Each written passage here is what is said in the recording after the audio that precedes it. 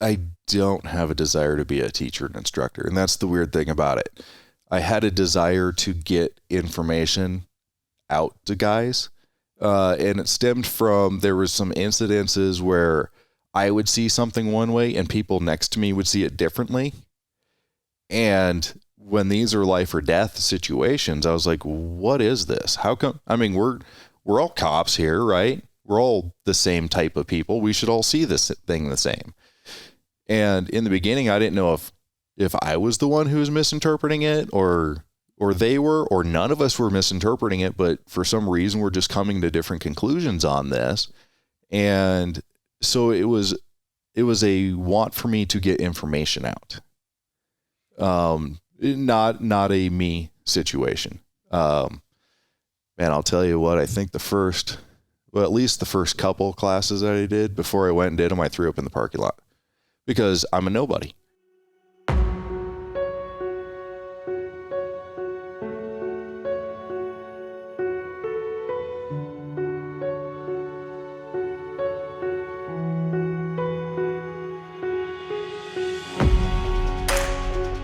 Welcome to the Transition Drill Podcast.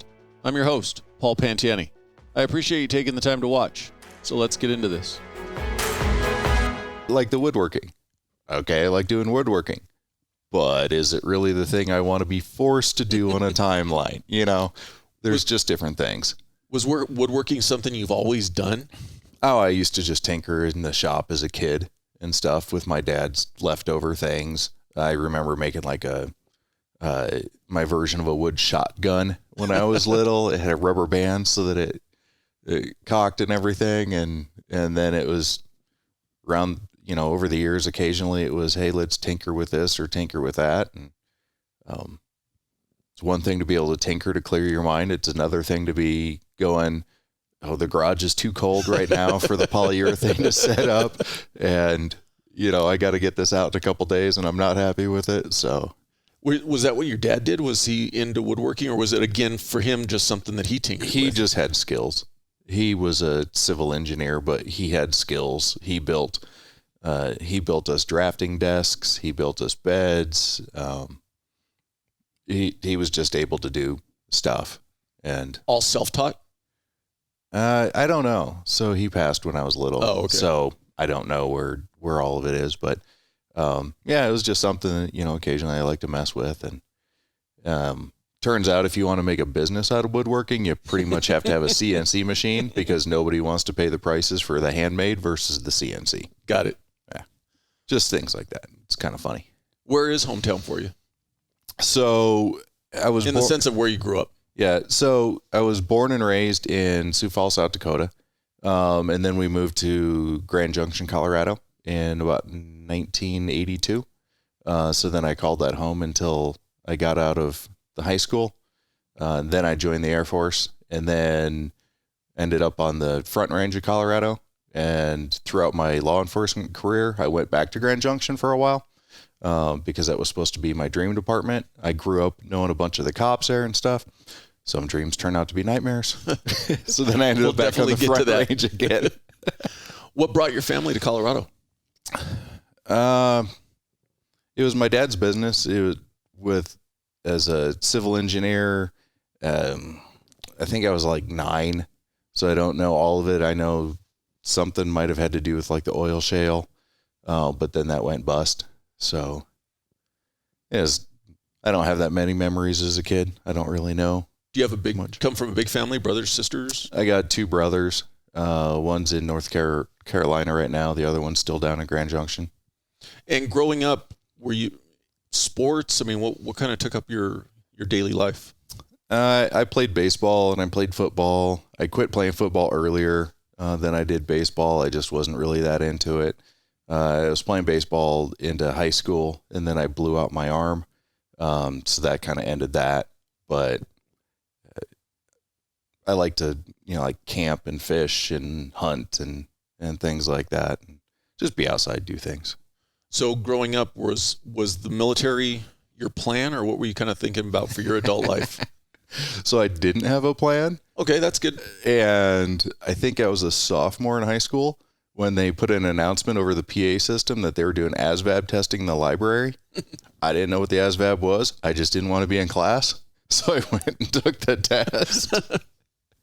And then after that, I was like, oh, okay, well, this might be something. So I went and started talking to some recruiters, and I was delayed enlisted in the Air Force when I was a sophomore. That's quite the delayed enlistment. Yeah. Because you're 2 years out from there. Yep. But I didn't have anything else to do when I got out of high school. There wasn't anything that was driving me anywhere. No plans for college or anything like that? I didn't have money for college. I didn't have I want to go be this kind of thing where I would need college that I knew of at the time. So, no. And what was it about the Air Force that drew you to it over any of the other branches? I had pretty good scores on the ASVAB, so that opened up a lot of different things. It was back in the day when you went in the military and did not have a job assigned when you went in. I talk to guys all the time now. They're like, oh, I'm going in and they're going to make me this. We didn't have that. We were in basic training and they're like, okay, now what do you think you want to do? We'll figure it out once we've got you. Yeah. I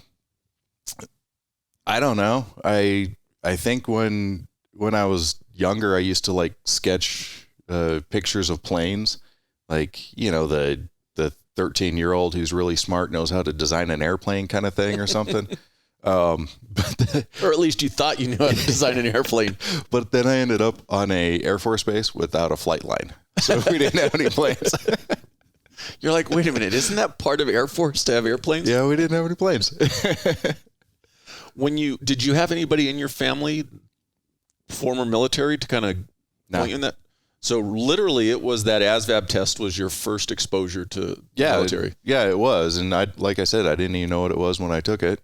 And then I got my test scores back and all the recruiters were lining up like, hey, we'll take you. I learned what it was and I was like, okay. So I went and dropped in to see a couple different recruiters, and it was funny to watch them fight though, because their offices were right next to each other in this complex.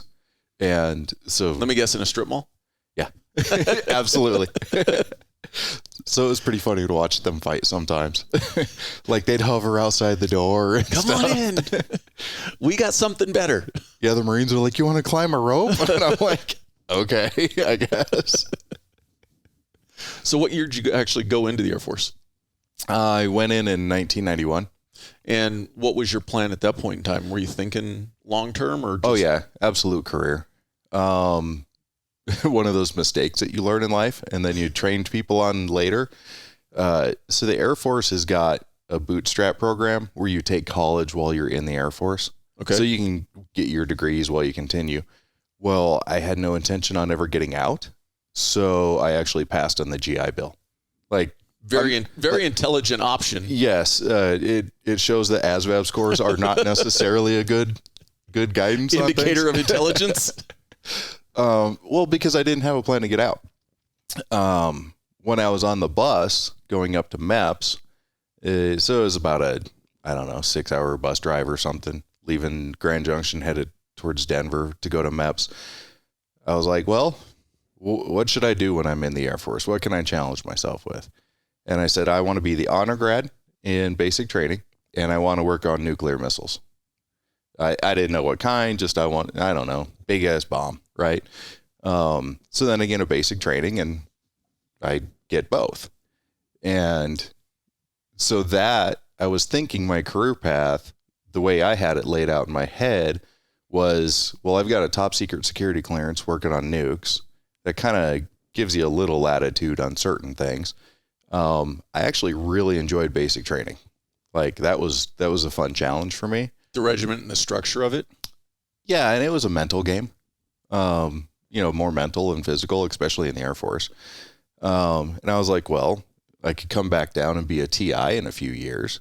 And, that's kind of my understanding at the time was that's one of two ways to kind of help set your career path is be a TI or a recruiter. If you're good at one of those, then maybe they'll listen a little bit more about other things you want to do. But staying on the enlisted track when you're talking about for your career path? Yeah.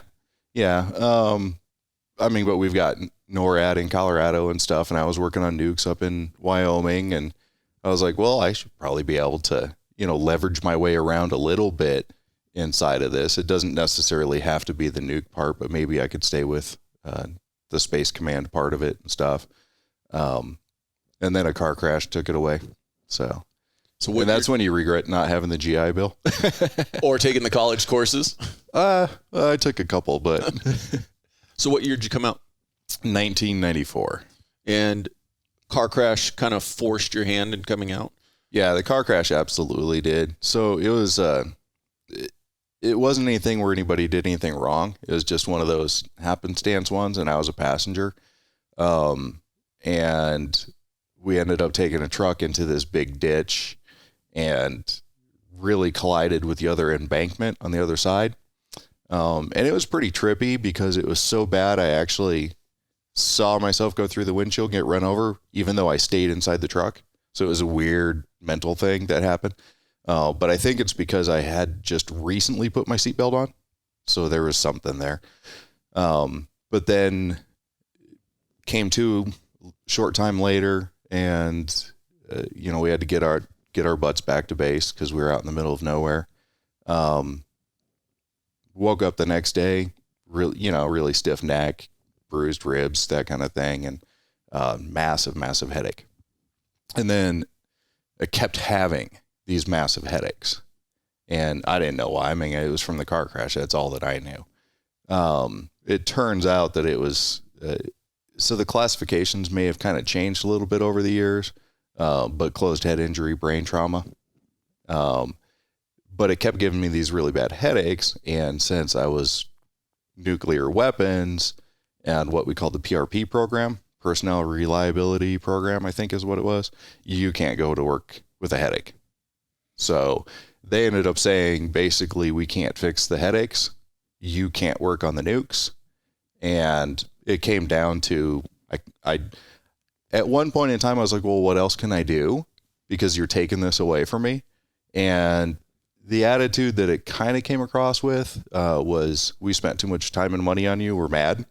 One of the direct quotes that I heard was, if you try to fight this medical board out, we're going to shove you in a basement, make you file paperwork, and make your life miserable.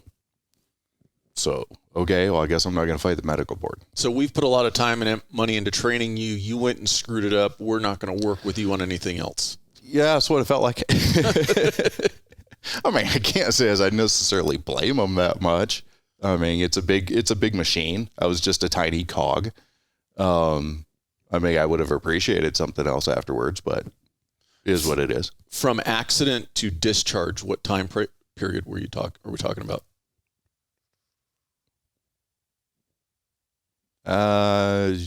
Year and a half, 2 years. In that year and a half, 2 years, how quickly was it apparent that you were going to be not able to stay in? It took a while on that one because, so I was temporarily decertified from the PRP program in the beginning. And then it was a matter of, okay, we have to pull them out right now, but will we be able to fix this problem? And there wasn't really any attempts to fix anything. It was literally just, what pills can we give the guy? And then it was like, okay, well, we find this pill and this seems to take care of the headache somewhat. Oh, by the way, this pill decertifies you from the PRP program. So can't win for losing. Yeah. And some of the stuff that, honestly, some of the stuff that they had me on, I don't have that much recollection of everything. 'Cause they use it for different stuff nowadays, or they don't even use it anymore at all. But at the time they were like, hey, let's just try to figure out something to You're like, make hey, this doc, guy's head stop. The headaches are gone, but I can't remember last week.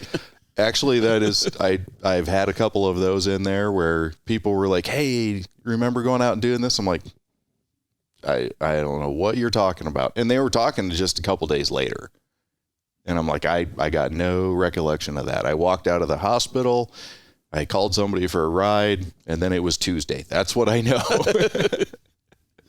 Long term, did the headaches just go away on their own, or the brain injury go away on its own? Or so they're still there. They're just not as bad as it used to be. A couple times a week they come in, but they're just not as severe as they used to be. Any additional treatment that you were required to get even once you got out of the military? So this is one of those interesting ones where things change over time and I didn't know. And some people just don't believe me at all. My paperwork that I got from the VA, because they kicked me out of medical, so they had to go, okay, here's your disability percent.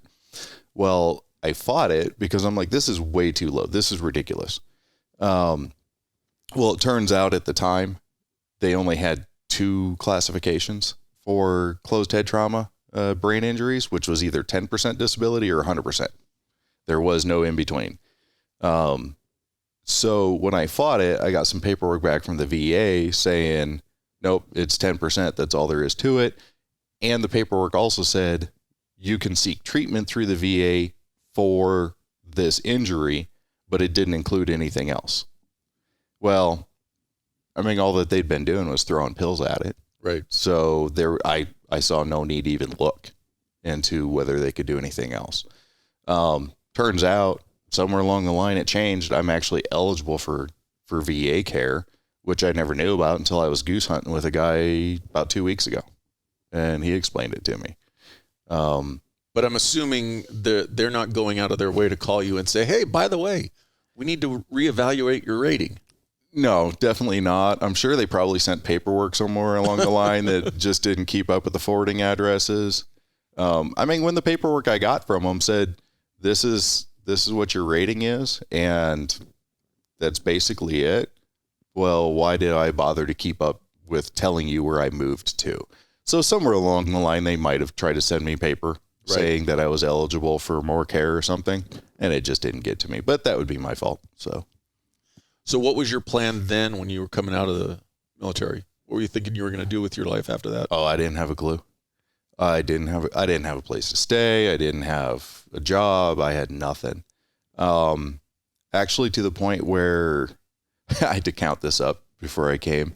I went through 11 jobs in 2 years. Wow. When I got out, nothing made me happy. I was just angry. And I don't know how much has to do with, the head injury or just life. But 11 jobs in 2 years. If you made me mad at work, I was gone. And it was probably better that I was gone, because otherwise there was a couple times where things almost got kind of ugly, right, with bosses or whatever. So at some point in time in that, I was like, okay, working for the dollar just isn't my style. I can't do it. I can't work to try to pay rent. That just isn't it. What kind of jobs were you trying? Oh, I worked at a pizza shop. I worked at a Walgreens. I sold vacuums. I sold cars. I was a roofer. I mean, anything that was out there. Because I just needed to be able to put a roof over my head. So somewhere along the line, I was like, okay, what is it that do I need to function? And then so I started looking back on the Air Force. I'm like, I need a team and I need a cause. So then it was kind of a question of, okay, well, do I become a firefighter or a cop? Coin flip, or did you actually think about it? No, I actually thought about both of them. Oh. It was difficult to get into either of them at the time. Now, were you in Colorado when you got out of the military? So I was stationed just up in Cheyenne, Wyoming, but I came down here to the Front Range of Colorado. So when I was growing up, my best friend's dad was a cop, and my dad had passed when I was 13. So he was kind of my go-to guy, right? My surrogate guy. God knows how many times I slept on that dude's couch and he didn't even blink, right? He didn't even care. He's like, all right, the guy's safe. No problems. That influence and that relationship never had an impact on you growing up to maybe go towards law enforcement? No, it was afterwards. That I needed to get out, and it was kind of that coin flip of, well, do I want to be a firefighter or do I want to be a cop? And then I was like, that's when his influence came in, and I was like, oh, I respect that guy. I always respected how he treated me and the kind of person he was. So it went down that road. Now, you mentioned earlier that you had a lot of friends who were with the police department. How did those friendships form? Were those long friendships from when you were a little kid? So this is the gateway through my best friend's dad. he would take us out to go play basketball with the cops and stuff. They had like their Wednesday night basketball or whatever kind of thing. He would take us and we would go play against the cops when I was a kid, so 15, 16, somewhere in there, I'm hanging out with these cops playing basketball. Thought that was kind of cool. Pretty confident he had us pulled over on Friday and Saturday nights, that it was just kind of a free for all for when he was the boss on shift going, hey, if you see this car or this car, just pull them over. Don't worry about PC. Just tell them to get off the streets. So there wasn't like a friendship with them, but I was exposed to them a lot on the human side. Got it. Right. And you're like, okay, well, these guys are pretty cool. And of course the job seems kind of neat and stuff, but I got to see them as people and not just a badge. And I didn't have the negative baggage that a lot of people have grown up with. They only see the enforcement side. Pretty much I saw the human side all the time. You're like, hey, John, I know you, and you can't shoot a free throw to save your life. Yeah. So what year was it that you went into the academy? So I had to put myself through the academy. Here in Colorado, there's countless academies. Some are department run, some are college run. So I put myself through the academy in 1996 and started shopping for jobs. Is it pretty easy to get picked up here in Colorado if you put yourself through? No, at that point in time, there was one of the examples I can remember. I went to test for an agency that had one position open. They had 300 and some people show up for the test. So you're talking a long time ago, law enforcement, because those numbers aren't the same today. No, it's not like it is today. Today they're offering coffee and donuts just to come take the test. Yep. Yeah, but it was, you had definite odds against you back then. So I tested and without a sponsor agency putting me through the academy, then obviously it's a little bit harder. So I went down and got a job in a fairly small sheriff's department at the time. They offered me a job in the jail. There was a number of us that tested for patrol. I came in number 2. They only had one spot, and they said, well, we're giving the patrol spot to so-and-so, but do you want to work in the jail? Did that allow you to at least maintain your peace officer status? Yeah, so the jail part didn't. So what I was doing is I was doing the reserve patrol deputy at night and on the weekends, someday I'm going to get paid for this stuff. Right. Until then, I'll just do it for free. But that lasted for a few months. And then it was kind of fun because the bosses came to me and they were starting up a court security program and they'd never had one at this county. And they said, congratulations, you got that court security spot you put in for? I said, I didn't put in for court security. And they said, congratulations, you got that spot? Yeah. Okay, well. You must have forgot about that memo. Yeah, maybe the brain injury, maybe I was just voluntold. I'm pretty sure I was voluntold. So I said, okay, fine. 6 months, and then you put me on patrol. And they're like, fine, go start it up for us, and then we'll find a replacement for you, and then you can go to patrol. Did the court security spot, did that move you up to peace officer status? No, it wasn't until patrol, but okay. It was that reserve part that I was doing that just kept my certification good. But I'm assuming then your whole time kind of starting out with this sheriff's department, you weren't looking long-term for this agency. No, it was a very small place, and it was a starter job. I still have buddies who work there. They're high-ranking guys over there. They stayed. It was kind of one of those departments where you're going to go one or two ways with it. You're going to stay for about 5 years and then move your career on, or you're going to stay forever. Got it. And actually, when I went to go leave there, the bosses were like, yep, we always knew you were going to. It was just one of those. It's a much more developed and professional department now than it was back then. But at the time, that's just the way that it went. So once I got on patrol, I think within about a year or two, I was working undercover dope. Did that for a while, then went back to patrol. And then some of the connections that I had made when I was working dope with other agencies and building my resume and stuff. Then for me, it was, okay, now it's time to move forward to a larger agency, more pay, better benefits, better retirement plan, that kind of stuff. So I did about 5.5 years with that first agency. And ultimately, you did how many years in law enforcement? Just a little over 22. And with how many agencies? 3. And what caused the move from 2 to 3? So agency 2 was the guys that I grew up with, that I played basketball with. And it was my dream agency until some dreams turned out to be nightmares. There was just a lot of internal stuff that was just bad juju. Was it a smaller agency, or what would be considered smaller? Mid-size for Colorado, you're 100 plus. But a lot of the typical saying of either you're on the good side or you're on the bad side. And if you're not on the good side, you're kind of on the outside. There was what some people would refer to as some extreme headhunting going on for me. Even though I've got a completely clean jacket, like at one point in time, they're like, all right, we find you guilty of this policy violation of failing to supervise a senior officer who did not commit a policy violation, who you have no supervisory authority over. And you're like, okay, the guy didn't actually violate law or policy. He's senior to me. You just don't like what he did, and I'm in trouble for this somehow. You know, it was a lot of those kind of things. And you're like, this is just not healthy for career or mind or anything else. So how many years did you do there?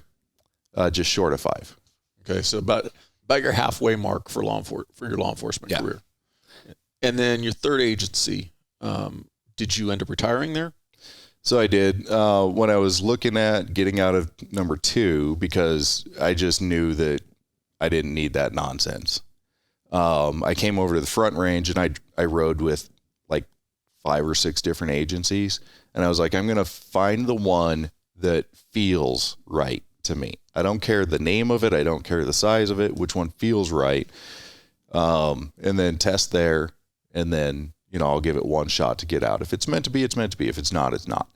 So I came over and found the agency and tested with them. And that was kind of interesting because in the middle of the testing, because cop testing takes months, right? So I'm like a week out from the executive board with the chief and IA and those guys, and I ended up in a shooting. And so I had to go to this executive board. And at one point in time, they said, okay, well, hypothetically, you're involved in a critical incident. I'm like, I got to stop you right there. I shot a guy last week, but I'm not going to tell you about it. Because that investigation is still pending. Yeah. I mean, I'm back to work because it was the 3 days and you get your butt back to the job. But I mean, it takes months to criminally clear it. Right. And so they kind of looked at me like, what do you mean you're not going to tell us? I'm like, my lawyer's not here. You don't have the need to know. I'm just telling you that it happened. So, and they said, well, what, anything else? I'm like, yeah, I got suspended last Christmas, but that's a long story too.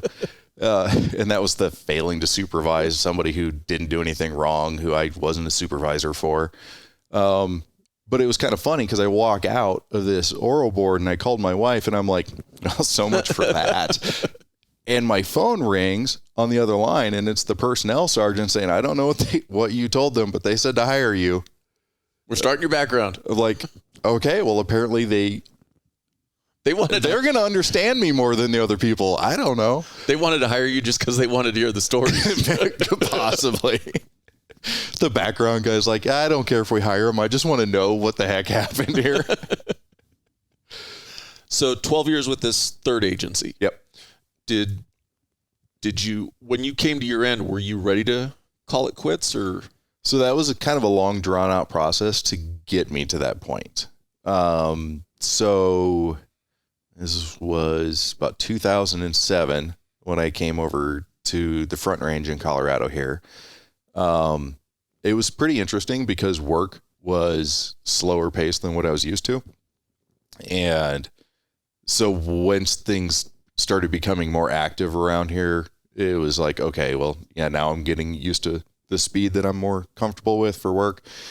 Was there a size change in the agencies? No, it's about the same size. It's just different location, different people, less crime in the beginning. So, I mean, I was having a good time working and making a bunch of friends. I had an interesting incident one night in 2009, chasing a kidnapping suspect on foot. I ended up breaking part of the radial head off of my left arm and completely destroying my right ankle. So I'd have that rebuilt. So that took about 8 or 9 months until I was back working full duty again.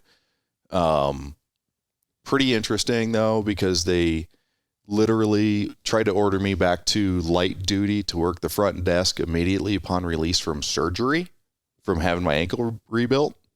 I was like, yeah, that's not happening. I'll see you in a couple of days, but that's not happening. So, and the reason I'm mentioning that is so the ankle comes into play because 2017, I ended up blowing out my left ACL. And of course, throughout law enforcement, I hurt my back a couple times in the Air Force. That's actually where it started with that. But I've got an ankle that isn't quite right, a back that isn't quite right, and now I've got knees that aren't quite right. And you know how, if you've ever had a surgery, they kind of like, they don't want to talk about it. They're like, there's like a 1 in 10,000 chance of something. I should have bought a lottery ticket that day. So I ended up with damage on my right knee that they can't fix, where I've got nerve problems in there. So it really limits my ability to crawl, kneel, those kind of things. So, I mean, think about what happens if your nerves short circuit when you're wrestling with somebody on the ground. Right. So we couldn't find a way away from that. So the doctors ended up saying you can't go back to work. But in the meantime, throughout all this, in about 2012, I felt a calling to start trying to train cops. And I was like, I've got some stuff that I think that officers need to know. So I started my own training company, and, you know, the very first one, I gave the training away. The next year I got a couple trainings. The next year after that, I got a couple more, and it was just always a side hustle for me. But I'm very glad in the end that I had it and that I didn't spend any of the money from it. So I know a lot of guys who've got side hustles where they're like, hey, I'm going to go do this, and then I'm going to go buy that fancy Camaro. It's funding their fun life. Yeah. So mine, I never spent any money of it from it. Because at one point in time, somewhere along the line, before the knees, I started to think, well, wait a minute, you thought the military was going to be your career. And then something happened, and all of a sudden that's just taken away. Yeah, law enforcement's my career, but is there a possibility of something happening? Yeah, I'm getting these totality of injuries that all of a sudden maybe I need to start reevaluating. And my job in law enforcement was much more dangerous than my job in the military, because we weren't deployable to foreign countries for wars. I worked on nuclear missiles that stay put where they're at. You know, there's not that much.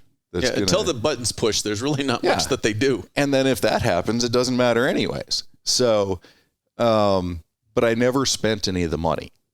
And what I had envisioned was, do I want to be able to build myself a bridge? So my career is on one side, my future is on the other side, and there's a cavern.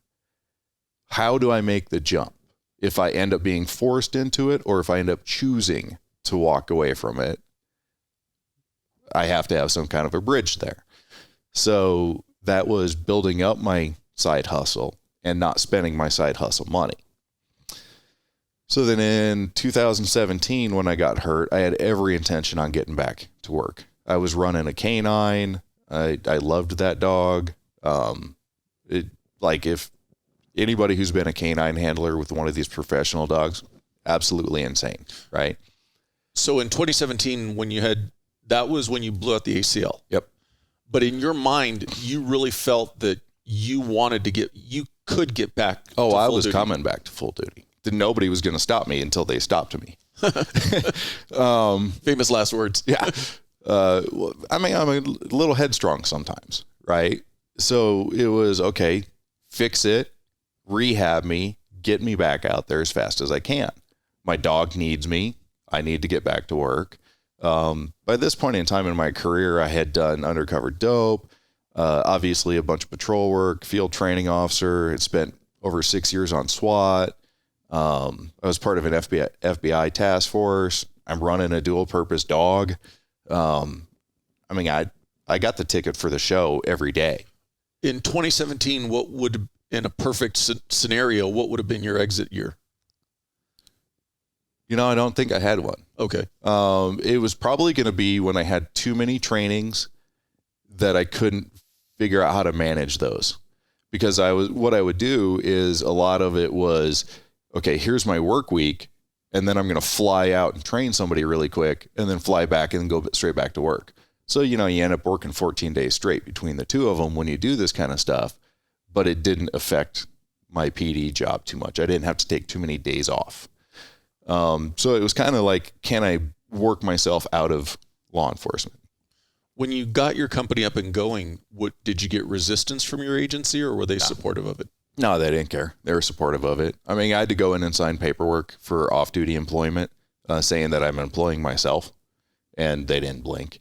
When I was working street crimes, lower level narcotics, fugitives, gangs, that kind of stuff, very, very flexible, cool boss who knew what I was doing. And he's like, as long as you work the way you work when you get here, then we're good to go. So I could go to him and say, hey, I need this day off because of extra travel time or whatever. He would never blink. So I wasn't part of patrol staffing at the time. Right. You weren't needed for minimum staffing standards. Yeah. When you get on those specialty assignments, then all of a sudden the patrol minimum staffing doesn't really apply. Right. So you can walk away from some of those. Before we go down that path a little bit further, obviously, in hindsight, looking back on what you went through with your injuries, if you could do it differently or give advice to anybody going through that, what would you say? I don't know. I mean, injuries are injuries, right? You drive fast and live hard when you're at work, stuff might happen. The injury that ended up taking me out was a choice to use part of the patellar tendon out of my right knee as the ACL for my left knee. And then that caused nerve damage and an additional surgery because I ended up tearing up this knee. Part of that probably has to do with the back and the ankle. I mean, if the ankle doesn't quite work right, if the back doesn't quite work right, the only thing in the middle that works right is the knee. Well, now let's try to rehab that, right? But you made the comment that in your mind, you were coming back to work. Oh, yeah. What derailed is what I'm getting at. What derailed it is when I got permission finally from the doctors to go test my knees. I was very good listening to them about, you can only do this. This is your rehab. This is your PT. You have to stay in these bounds, because I know that if you go out of those and something happens, then all of a sudden they can strip benefits away and all sorts of stuff.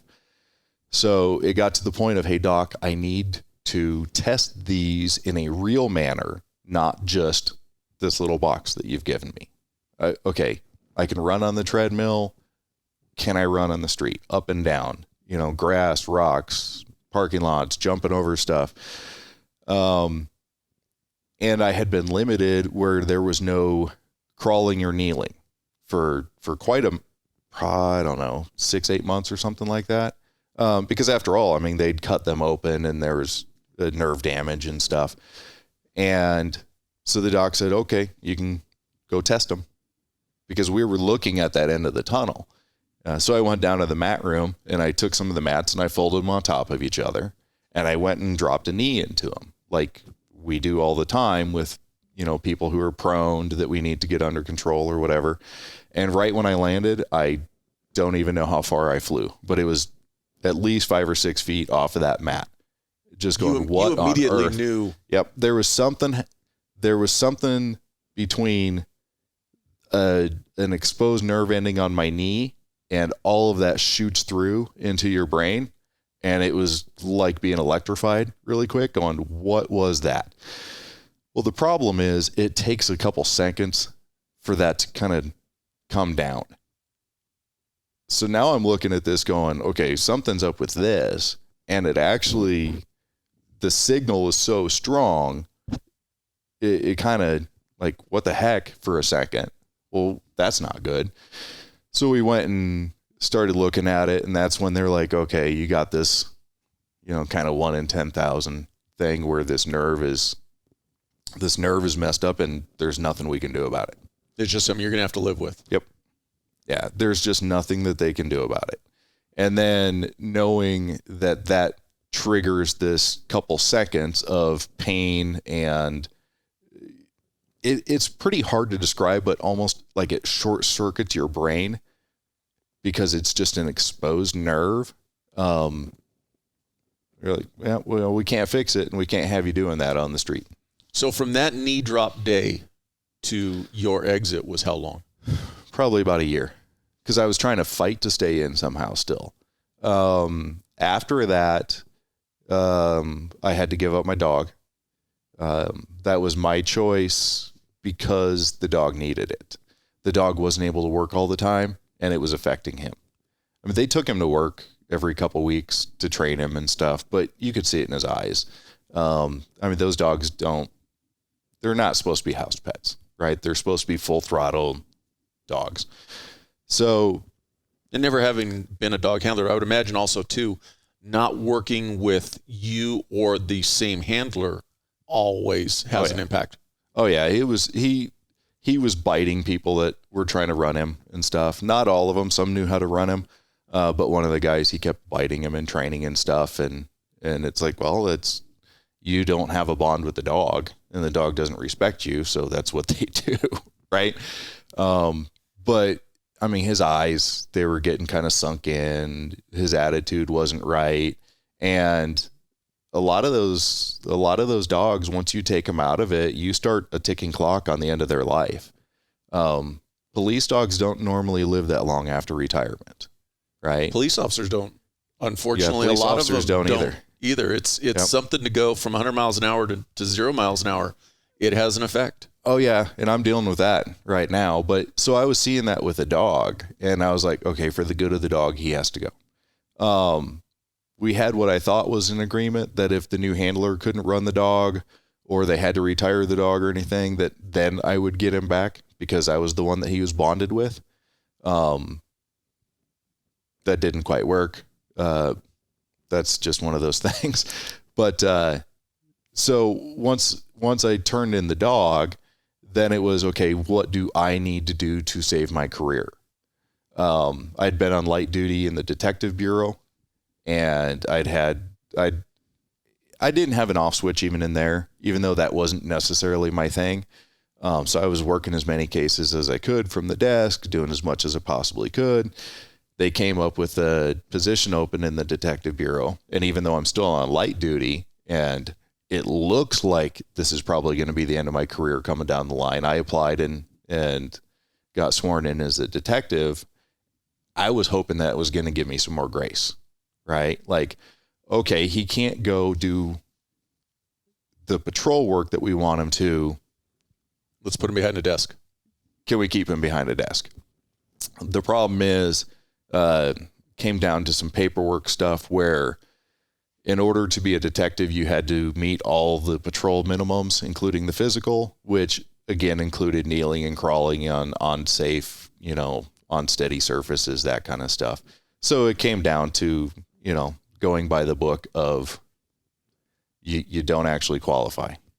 So, and playing a little bit of devil's advocate, if they try to make modifications for you, now all of a sudden they got to make modifications for everybody else. Yeah. And I'm not mad about it. And the other thing too, is they're exposing themselves to liability because even though you're on light duty, you do something that re-injures or injures yourself worse. Well, and because I don't have that much of an off switch, you take me off of light duty. That doesn't mean that I'm not going to, even if I was a detective, doesn't mean I'm not going to end up chasing people in the street again. Right. I was trying to keep a place for myself inside the department somewhere. I don't blame them for it. I mean, the paperwork's the paperwork. And, then well, what's the other option? You're just stuck and you have to stay as a desk jockey forever. And I'm not the guy who thinks that you can go to work and this just is 50% it. Yeah, it'll be just fine, I'm sure, somehow. Well, I mean, we play the odds against those, right? We always try to stack them in our favor. And so I wouldn't have been upset if they would have made a civilian job for me by any means. That didn't happen. I've talked to a lot of guys who've been injured in the line of duty, and different agencies treat people differently. Correct. How long are you out after surgery before you come back to light duty? Do you even bother to come back to light duty? Is that even a benefit? Because light duty is not easy. No. Light duty is mentally you put me in the record section and I'm a meat eater out on the street. Yeah, that doesn't always work so well. You're helping me, in theory, rehab the physical injury, but you're imposing mental injury on me. When you specifically call it the healing chair, because they know that the faster they put somebody in it, the faster that person gets back out in the street. And it's not because the chair healed them, it's because they can't stand to be in the chair. Yeah, it's some interesting things like that. So when your exit finally came, though, having your own personal business in place definitely had to take or reduce a little bit of the stress, I would imagine. Yeah, until COVID. Well, so 2019, they said, okay, I had to go see countless doctors, and they're like, yep, you're done. We can't do it. And it turns out that this ACL is actually loose on a sideways rotation. And I didn't know that until the right doctor found it. So any cutting motions in a foot pursuit, I would be likely just to pop that sucker back out again. Are you looking at full knee replacements in the future? No, I'm tired of surgeries. I think I had 5 surgeries through law enforcement trying to fix stuff that I broke. 5 too many. Yeah, it is what it is, right? But so when it was time to get out, having my own side hustle that I'd been building up, and the fact that I hadn't spent that money was really, really crucial for me. Because what do? Just go be a Walmart greeter? I mean, okay, yeah, I can get a job with the little white car and the yellow lights and drive around the mall parking lot. That's I might as well be back in the healing chair. Yeah, exactly. That's just not going to do it for me. And I mean, if you look back and you look at what I went through when I got out of the Air Force, 11 jobs in 2 years, and now I've done all these other things in my life, and I'm not necessarily happy about my career having ended. Again, I don't know if I'm going to be the best customer service rep for Walgreens or Walmart or something like that. You know, I could be. But more than likely not. But there might be something that just gets in my face, and I'm like, I don't need this. I don't need this headache. So having the money that I had, I was able to have the discussion with my wife and say, listen, I want to go for this. I want to just continue to build my own. I've got a buffer. I know how far we can financially stretch that buffer, right? Of course, we have to cut down on bills around the house. Actually, the biggest blessing I had was I saw the end coming long enough before it came that I was actually able to get my house paid off. If I hadn't been able to get my house paid off, I'd be at Walmart. So then let's take a step backwards and go back to starting your company, Rally Point Training. Where did the desire to be a teacher or an instructor come from? I don't have a desire to be a teacher and instructor. And that's the weird thing about it. I had a desire to get information out to guys. And it stemmed from, there was some incidences where I would see something one way and people next to me would see it differently. And when these are life or death situations, I was like, what is this? How come? I mean, we're all cops here, right? We're all the same type of people. We should all see this thing the same. And in the beginning, I didn't know if I was the one who was misinterpreting it or or they were, or none of us were misinterpreting it, but for some reason we're just coming to different conclusions on this. And so it was a want for me to get information out. Not a me situation. Man, I'll tell you what, I think at least the first couple classes that I did, before I went and did them, I threw up in the parking lot because I'm a nobody, right? I don't have any big fancy doctorates or, I never had brass on my collar or anything else. I'm just a dude who's got something to say. And for me, that was really different because I don't remember going to many trainings where it was just a dude with something to say, right? So I was like, they're not going to listen to me or whatever. But then I kept getting this really awesome feedback of, okay, that was awesome. And it's awesome it's coming from a dude, right? I'm like, okay, well, so people are listening, so that works. But I tell people all the time when I start my class, I'm like, this is not about me. I'm going to tell you some of my war stories because I have to relate things to you. But this isn't about me. This is about you guys. From idea to implementation of your first training class, how long was it? Probably about 8 months. And part of that was finding a place to do it and then advertising. So that took probably about 2 months off of it. But it was about 6 months of very, very hard work building it. Waking up in the middle of the night, I had a notepad on the bedside table next to me because an idea comes through your head in the middle of the night. You better trap that sucker while you can, because otherwise it's going to be gone in the morning, right? Tons of research, and then just trying to get things to flow, and then, training myself on it, timing myself. How long does each section take? Am I speaking too fast? Am I doing the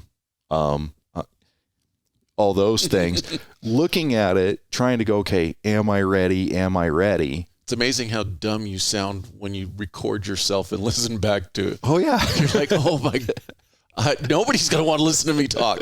Well, so I've been doing this for almost 10 years now, and I just had my wife record half of my last training that I did because I needed to check myself. What do I sound like now? Am I doing these things I don't want to do? How am I'm analyzing myself at work, because I don't know. We have a vision inside of our house, self of how we look, what we look like, things like that.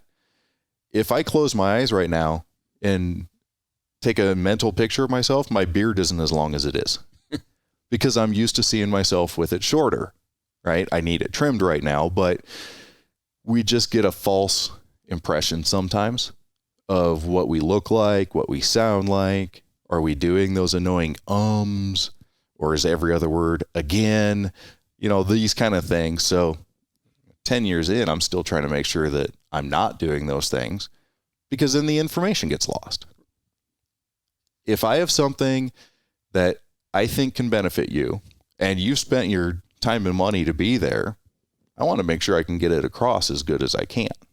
If the external noise, the ums, the I don't care who you are. If you're going to start speaking publicly, you're going to have a fallback word, and you won't realize it until you hear yourself being recorded. And then it becomes that mental battle of, okay, I can't say this word. And, and then the new one creeps in, but you need to be in that constant evaluation mode and being honest with yourself. And doing that is recording yourself and listening to it back. And realize how fast you speak. Because when you get up there, all of a sudden you're just going like this, and you sound like an auctioneer. Like people didn't understand what I just said. I make fun of myself at one point in class all the time. I'm like, I don't know what to do with my hands. Right? Like, I don't know what to do with them sometimes. They talk for me. Let me put puppets on them. Yeah. Hey, if it helps entertain them so that they get the point, I'll do it. I don't care. Your initial idea for your training in your company, was it because you saw a niche that needed to be filled, or was it just specifically, I want to get specific information out?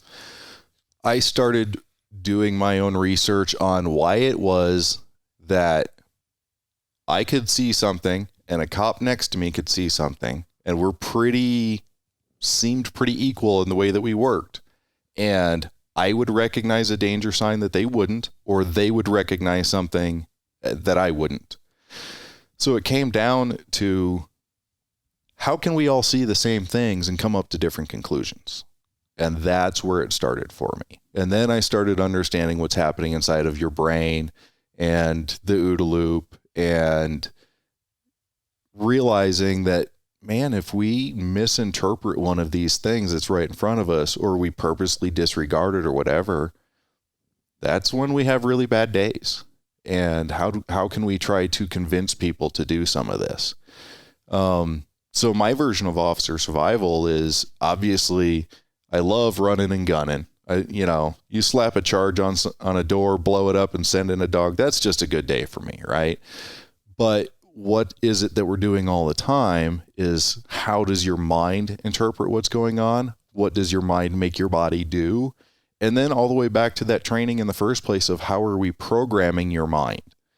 And I know in law enforcement, we use it all the time because it's, I don't know, maybe it's lazy or misunderstood or whatever, but we always talk about muscle memory. And that drives me nuts, because muscles don't have memories. It's pre-encoded sequences that are in the brain. We have to get those right so that body just throws it out into what we call muscle memory. But muscle memory sounds cool. Yeah, well, it certainly beats a learned automatic neural pairing, right? But yeah, I mean, it sounds cool. But I've seen times where instructors thought that they were teaching something because all they were worried about was the muscles. But then there's something so obscure in the way that they set up the training scenario. I'm like, you just messed that dude's brain. Like, we can't do that to the brain and then expect this performance out of the body. So let's just tune this up a little bit. It's kind of funny, because now that I've been doing this for about 10 years, the longer I do it, the more I see other companies starting to use it as a key phrase or whatever. And I'm like, that's fine. Go ahead and use a key phrase. It's not a catchphrase for me. It is how we do everything. And then the guy who wants to teach you how to do combat in and out of vehicles, the guy who was a Green Beret and did countless stints over in different war zones and stuff. That guy wants to teach you how to go, have running gun battles in and outside of cars. That's sweet. I want to go participate and learn from that guy. That's not my role. Like, I just have this part that I want to do, and then let everybody else do what their specialties are, because I think that's how we make better people. We make better officers. And for me, that includes stay in my lane. And my lane is what I have crafted out on it. I've gotten great feedback from officers on it. And I'm able to support my family. So, I mean, that's a huge thing about this transition out of law enforcement, was I've got teenage kids. I mean, how much time in law enforcement do we spend away from our families? Too much. And the pager's always going off, and it's always work. You just dated yourself. Work. And, well, yes, pagers for a while. The cell phone going off, the text messages, the call outs for this, that, or whatever. And we get so enveloped into this law enforcement world that we miss the world that's on the outside. And what have I done with my kids, for my kids, or overlooked on my kids in those years, right? Those are kind of actually really hard to look back at yourself and go, did you possibly damage your family because of this job? Well, and that's something that if you talk to enough people who have been in the military for a long period of time, or been in law enforcement for a long period of time, that will be a reoccurring theme that comes up, is looking back on my 20 or 30 years in hindsight, how many birthdays I missed, how many events that I missed. But at the time, the job was more important to me. Oh, yeah. But the thing is when you walk away from that job, they filled it. They filled that hole. And guess what? Your family's still there wondering, hey, we missed all that time with you. I'm just a long forgotten memory, right? The stuff that I used to do, the people that used to rely on me, they're doing it or relying on somebody else or what. I mean, those have all been filled. My family hasn't, right? And that was one of those nice things about having that side hustle, being able to grow it into a business, and then making that financial decision to go, okay, yeah, I'd really like that new truck and this new gun and all these other toys, but I might need this money in the future, allows me to go, okay, I've got this much of a buffer. I can continue to try to work through this, build up my own business, and then have that time with my family. Was it all driven or self-awareness to not spend the money, or was there a mentor or a voice in your ear going, maybe you know, while you're starting this out, hold on to the money? Well, so I started out $800 in the hole. That much I remember. Wait a minute. Starting your own business isn't positive money from the get-go? Money, but it actually only cost me $800. The thing is, the thousands of hours that I don't get paid for, right? But as far as the credit card statement, it was like $800. So I felt good when I made that up and I had the zero balance. And then it starts to grow a little bit and starts to grow a little bit. And I think it might have had to do with the military. One accident that isn't your fault, all of a sudden that career is gone. So I think that stuck in my brain of, you don't know when this career is going to come to an end, right? It's easy to sit there and say, oh, I'm going to do 25 and out. You don't get to always control that, though. No. Any call, any training, when you're talking law enforcement and military, the dangers are all over the place, whether you know it or not. I mean, you could have, I always hate to think about the poor guy who falls out of the chair and then claims his back is really bad, because I'm confident most of those aren't really true. But I mean, think about how many miles you're putting on in the patrol car and the driving, and how many close calls on accidents, or how many accidents, or, I mean, the gunfight, you win it, you lose it, the guy trying to stab you, the guy trying to run you over, the fist fights that are countless. How many of these have the ability to spin into a career-ending situation? You bring up a great point. It's, the worst case scenario is the gun battle. But it's the day-to-day mundane stuff that we don't realize it at the time. But 25, 30 years into it, you're wondering, how come every time I stand up, everything hurts? You know? Well, even the gun battle. I mean, I know plenty of guys who've been in the gun battles where they've taken rounds, because I get to talk to so many people around the country and stuff. And I mean, I'll tell you right now, I know a guy who had a big, huge hole in his chest who's back to work just fine, and another guy that'll take it in the ankle who can never go back to work. You don't know how the damage is going to affect anything, right? Especially when you've got doctors that are saying what you can and can't do, or is this rebuildable, or is this not rebuildable, or, you know, all these kind of things. But we always think of it in the worst case scenario. Well, I mean, a slip and a fall on the ice while chasing somebody in the middle of the night. I mean, the car crashes. There's just so many things that can go wrong. And of course, we don't focus on them and dwell on them, because then you'll never be able to go do your job. But the job may or may not be there forever. It just depends. And since I was never a guy who wanted to promote upward, well, that always left me more vulnerable out on the street and stuff. But that's what I wanted to do. I mean, just like my dog always wanted, go, let's go. Let's get the bad guy. Let's get the bad guy. I mean, that's what I was. How come all dogs talk like that? I don't know. That's a really good question. I don't know. That's just what you imagine when you're talking to your dog. They have deeper voices. There you go. So for those that have not gone to your training or haven't looked into your company yet, give me a elevator pitch on what your training class is. Officer survival through preparation and not paranoia.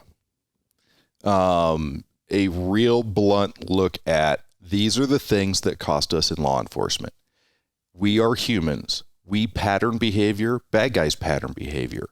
That's how I functioned at work and was able to arrest so many people when honestly, a lot of people around me didn't have the same kind of stats, what patterns were these people producing? That's how you see things in the world. Well, we pattern ourselves, and the bad guys are using that against us.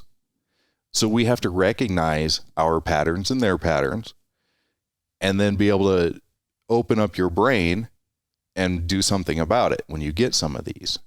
So it's all OODA Loop based officer survival, which is, what do we see? How do we orient? What decisions do we make and what actions?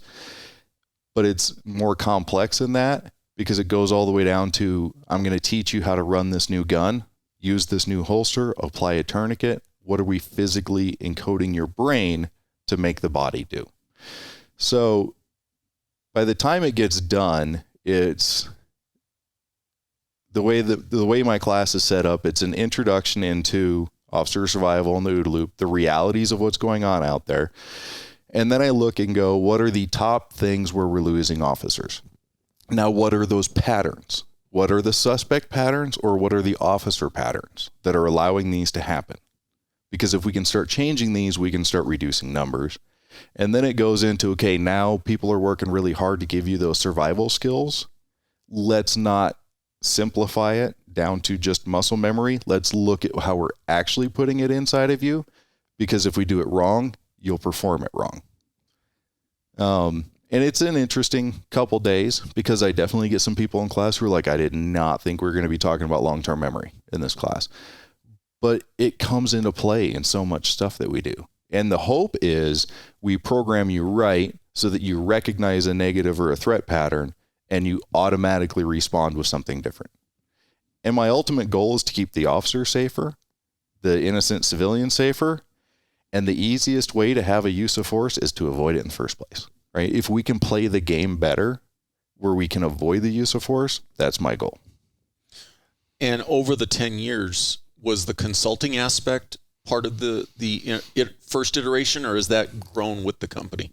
So that really hasn't gone too much, but what I do is sometimes when I'm working with departments and training them or whatever, we build up friendships and relationships. I'll get phone calls. Hey, we're having a problem with this. Hey, we have a question about this. And then I get to take the easy way out, which is the outside view. And I go, tell me what your problem is. What's the stem of it? How does this work? And then I get to kind of give them the outside view.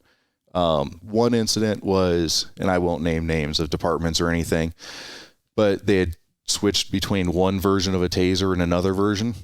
And they had an incident where the officer went to try to recharge the lines that were already in somebody and sent a second cartridge discharge without realizing it, and it embedded it into a guy's skull. And their question was, is the officer wrong or are we wrong? Simple conversation about what had he been trained on? How many times had he done that? How new is this new one? What training went into it? And is there a mechanical fix that we can work with on the taser? It's amazing when you don't have an emotional involvement, how you can give a perspective on a situation. Yeah, and if we're looking at something where somebody has done it 30 times in real life, and now you change that item in front of them, and you trained them and they got to do it twice, well, that training twice doesn't override 30 real life applications. So maybe they should have known that they had the different one in their hand. Maybe adrenaline goes into it and they were just doing a previously encoded learned automatic response to a threat stimulus, right? So it's not always about who's right or who's wrong. I like to look at it and go, okay, you had a problem. So how do we prevent it from happening again with somebody? And it's amazing some of the problems that have come up where you would never think it would be a possibility. Be like, no, there's no way that's ever going to happen to somebody in real life. Then it does. Mr. Murphy says, hold my beer. Then it happens in real life. And then people get defensive on both sides. So if somebody gives me the call, and even if it's just hey, we got a quick question. All right, throw it at me. I like puzzles. Okay. The person who did something that you don't like is defensive. The people who taught them or wrote the rules are defensive. Sometimes you just need that outside look and go, it happened. what likely really made it happen, where does that actually come into play, and what kind of thing can we do to fix it? Because I just want to keep people safe. Right. Get the egos out of the way. That's a hard thing to do in a type A world. It gets interesting in training sometimes too, because I'll tell them straight up, question everything that I say. It's your responsibility to question everything anybody ever trains you on, because you're the one who's going to go out and do it. And there's no such thing as going back and saying, well, Derek told me to. Oh, that doesn't work, right? So question everything. And then occasionally in class, you'll get the guy who wants to question literally everything. It's like, all right, bro, you're slowing down class a little bit, but okay. But from the same token too, I would imagine that having the confidence in your skill set and what you're presenting, even if somebody does have a million questions, at minimum, it's making your program better, because maybe that one time somebody asked that one question, you're like, okay, this question needs to be addressed by me in my presentation. Well, during COVID, obviously, that really tanked business, because all the cops across the country, for the vast majority, were locked down. Like, nobody's allowed in the building, canceled trainings left and right.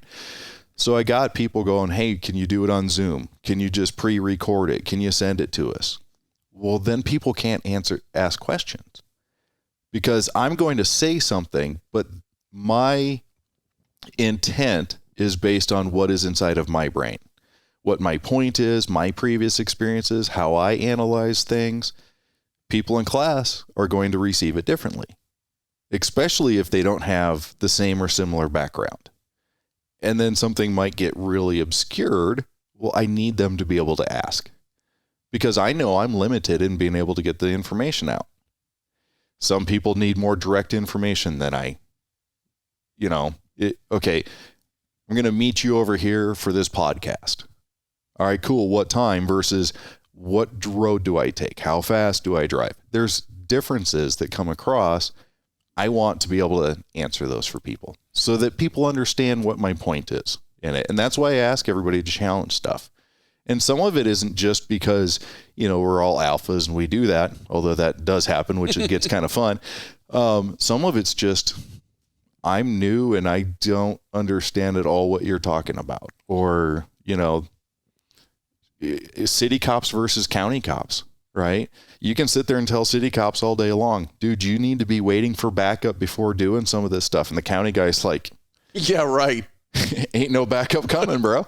So I know, I get it. One of the things I think about in the public presentations that I've done, especially the ones that go for an entire day, is you've got built-in breaks. And I think about the conversations that occur during those break times, that when you're trying to do that same thing via Zoom, it's not going to happen. Yeah. Somebody coming up to you during the break, hey, I didn't really want to ask this during class or whatever.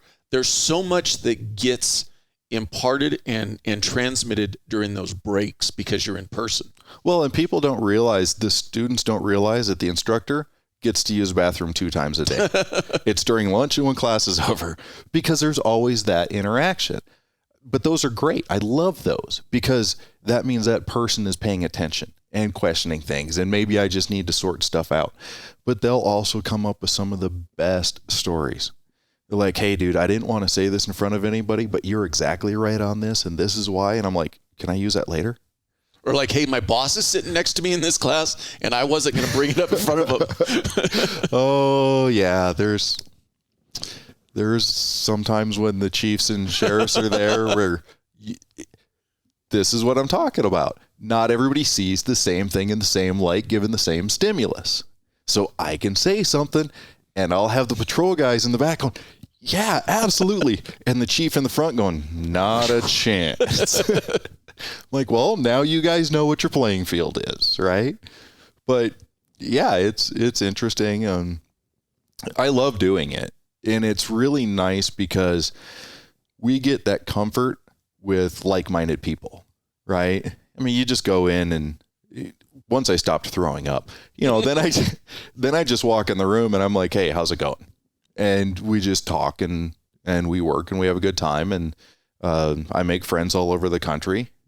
Some I actually keep up with. Some are just, they'll call if they need anything, or occasionally somebody will drop by because they know that I'm coming through the area again or whatever. But it's a very comfortable zone.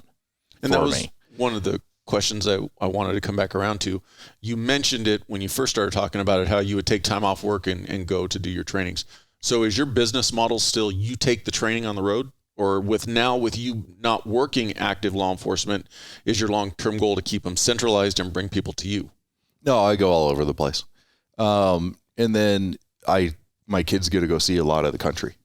Because I'm like, if it's like a 12-hour road trip, get in the car. Right? You guys go see museums and history places around while I go to work. Because I want them to see this country. I want them to have a bigger view of what's going on.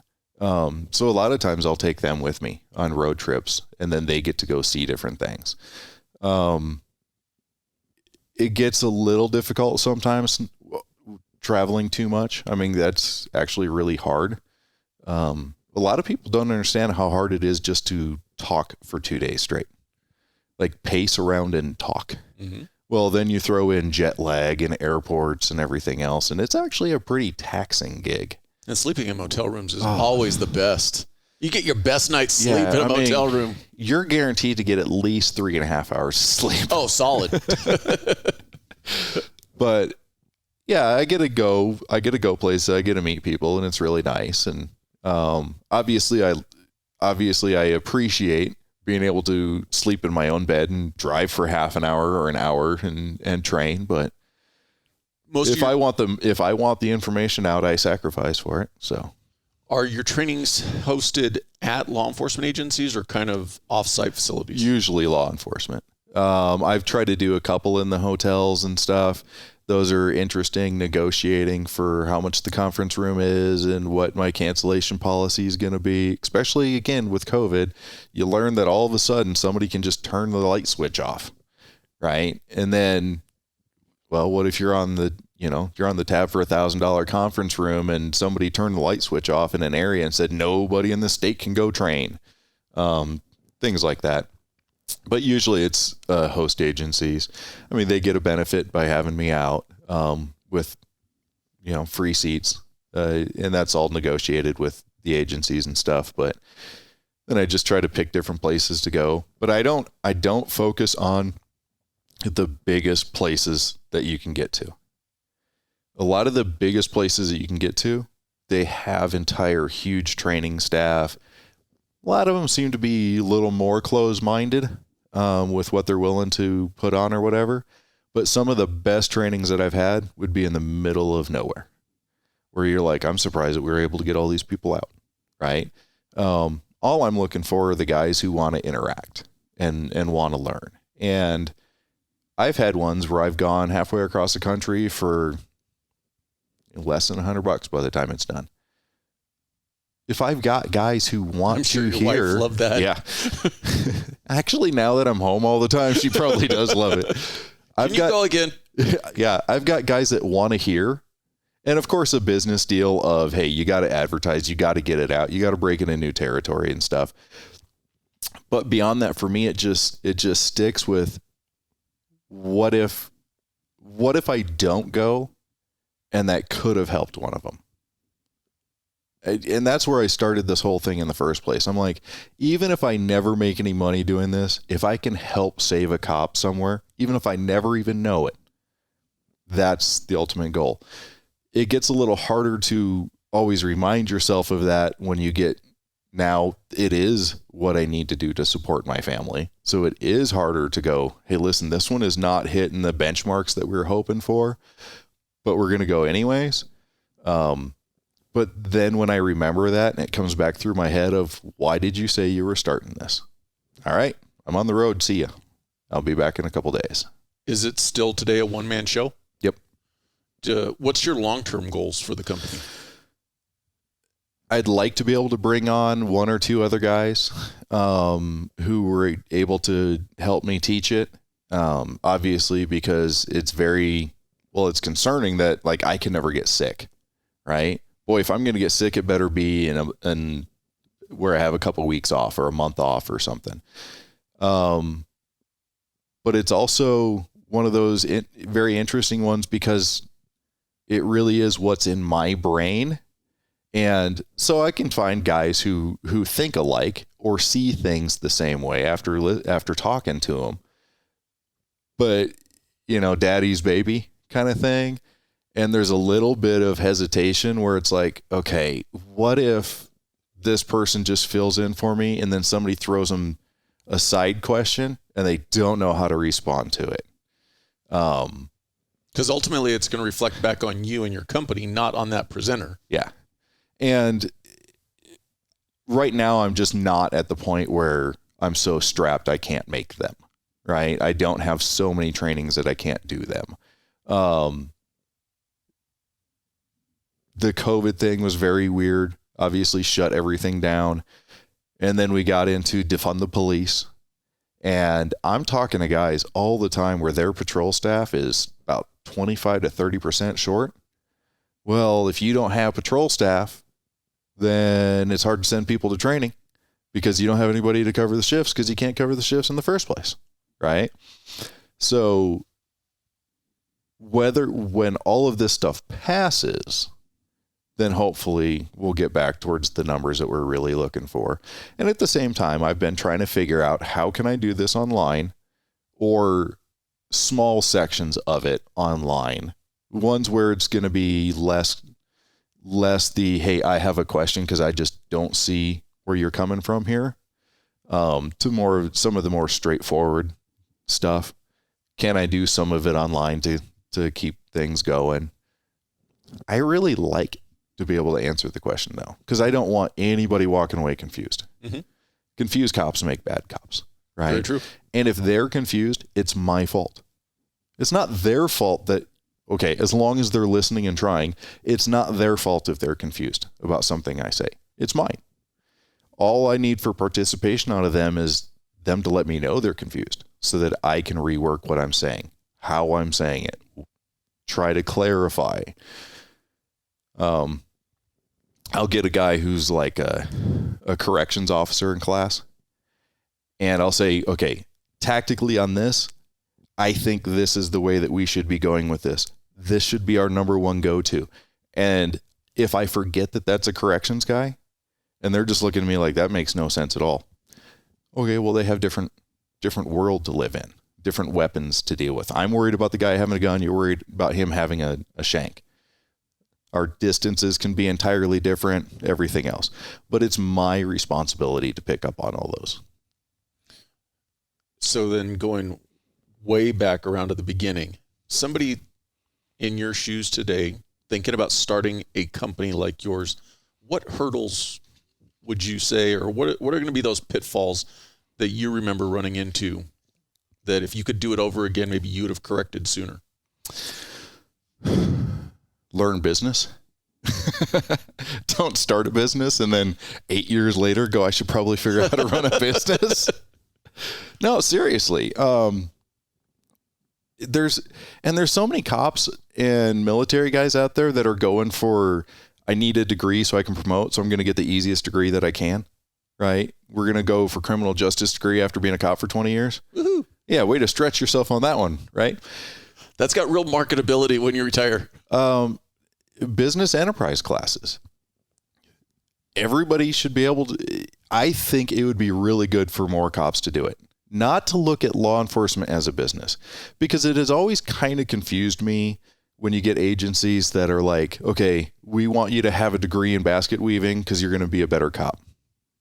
Yeah, that doesn't jive with me. But especially once you're a cop, if you go, listen, I might need an extra exit strategy. I might want a side hustle. What is the business behind it? If the business is you're aerating lawns and you're able to do it on QuickBooks and, you know, just your little calendar, hey, great, more power to you. You can do tons of stuff with that. You can, you know, I know guys who do stuff like that, and that's their vacation fund and everything else. Great. If it's going to be something that is going to grow more, or especially involve multiple locations or something, you got to have some kind of a business concept behind it. And I didn't. I just had what I wanted to do, what I felt I was being drawn to do. And then I had to go back and start taking like business entrepreneur classes to where's the bigger theme of this, because of those questions of how can I grow it now? Because what I was able to do just myself, but then I hit a kind of a ceiling. What do I do now? Do I want more guys working for me? How do I get more advertisements? What's the future of this? I kind of hit a ceiling on that. So then that's my business issue that I need to look at.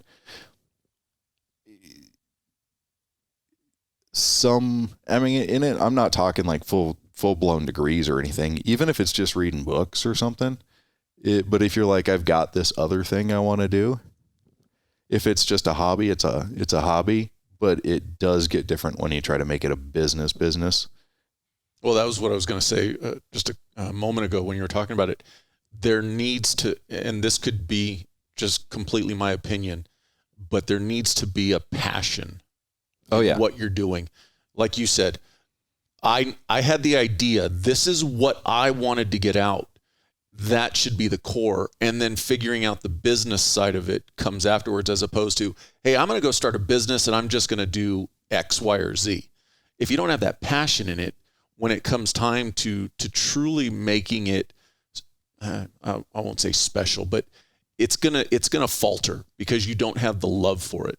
Yeah, and if you don't have drive, that's going to take you through those ups and downs, because you're going to hit them. I mean, you're going to hit a lot of ups and downs with anything. Whether it's a false expectation or, just something comes out of the blue, it's a roller coaster on stuff. Being a cop, being in the military, those are huge roller coasters, right? So we should be able to be good with all of those kind of things and be able to shed off as much of those as we can. But if I could have done it differently, I would have looked into learning business after I had my passion figured out. I wouldn't have, but so I was doing it as a side hustle still, right? So I didn't think I needed the business part, because a side hustle, I can limit how much I'm doing. The side hustle wasn't how I fed my family, right? So it does get a little bit different when you turn it into the business. So if it's a side hustle, that passion that you have, and it just stays as that hobby, great. More power to you. At least be willing to think, hey, if I'm going to step over this cavern and this is going to be my full-time thing, I need to recognize it as a business instead of just a side hustle at that point. If it's just, I know guys with side hustles that are just killing it with stuff. Some, they just want the new car. Some have gotten way too many bills. Some just want the vacations or whatever. There's a little bit of a difference when your entire livelihood is riding on it, where the business acumen would probably have been more helpful. But when I first started this, I went and I can't remember what class I was in.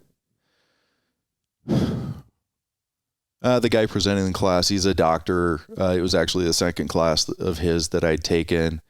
I walked up to him during a break, and because he doesn't get to go to the bathroom during a break.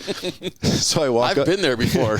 I walk up to him in a break and I said, "Hey doc, just so you know, I really want to start training, and this is my focus. Not competing with you, right? It's a whole different thing. What do I need to do? How on earth?" Because I knew nothing. How on earth would I start? And I was afraid that he was going to be kind of like the get off my lawn guy. Not because that's his personality, but there's only so much money out there and kind of thing. And he said, go for it. He said, join, specifically for me, he said, join ILETA, International Law Enforcement Educators and Trainers Association. Get published, write an article and get published. Set up your company and go get your piece of the pie. And I went back, I'm like, what do you mean get published? Like, I'm not an author, I'm a cop.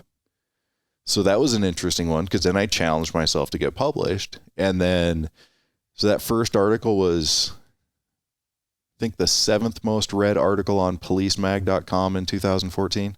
Congratulations. And I'd never wrote an article before. And I had agencies calling me saying, hey, we want to use this in training, including LAPD's Metro Division.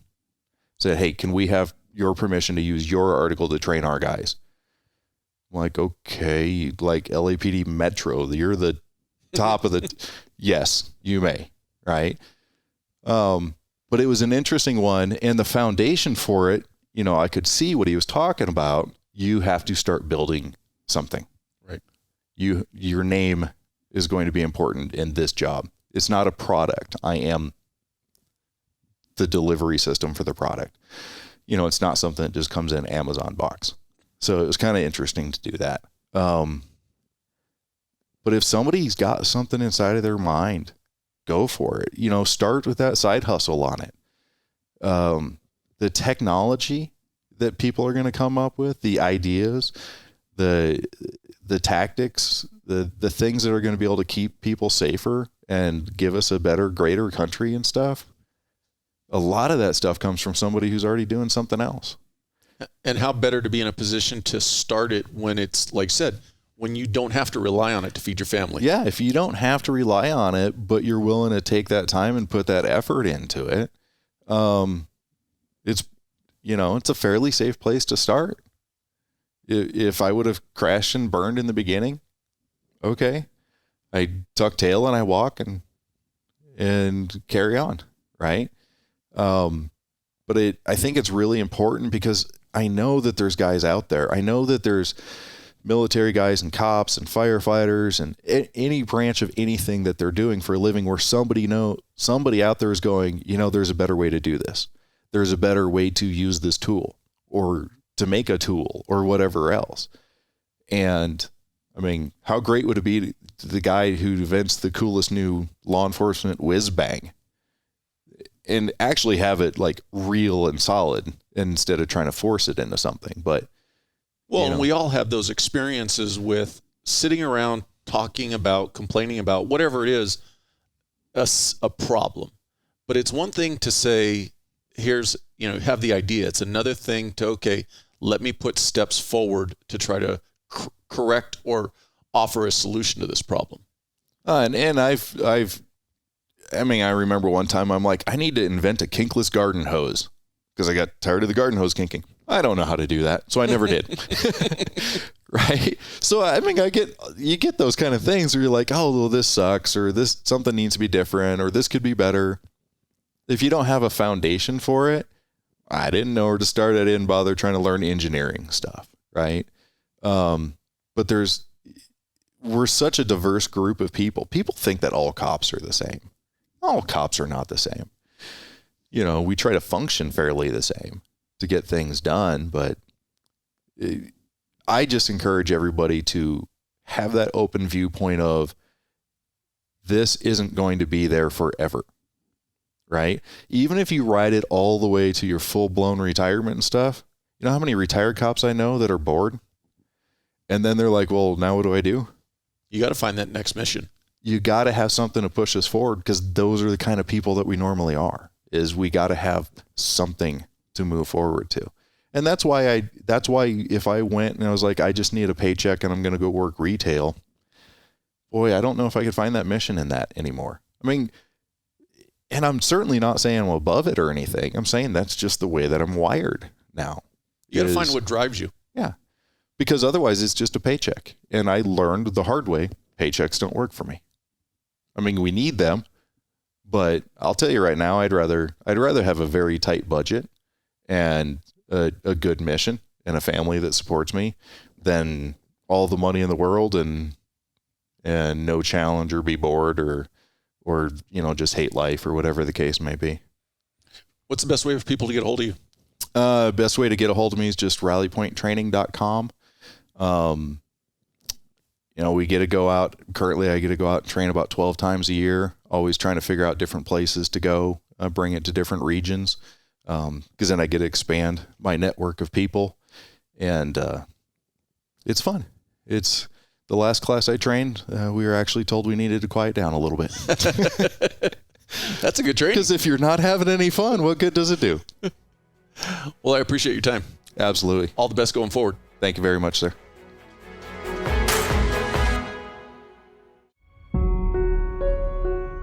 I appreciate you watching. But before you go, if you like the video, please hit that subscribe button. Also, any comments are appreciated. Thank you.